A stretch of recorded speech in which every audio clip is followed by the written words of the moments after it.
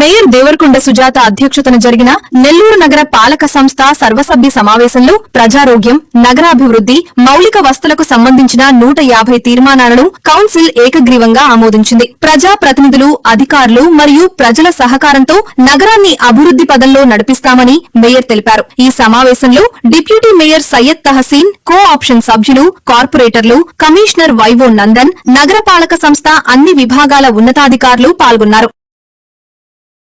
ఇక్కడ అధికారులు సక్రమంగా పట్టించుకోవడం లేదు మేడం. భావితరాలకు చాలా ఇబ్బంది కలిగే పరిస్థితి.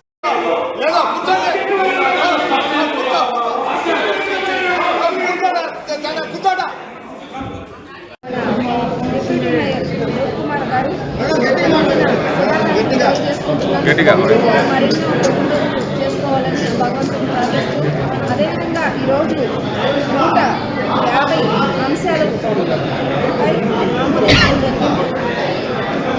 అందరికీ ధన్యవాదాలు. అధికారులు స్పందించడం లేదు. మీ ద్వారా కమిషనర్ గారు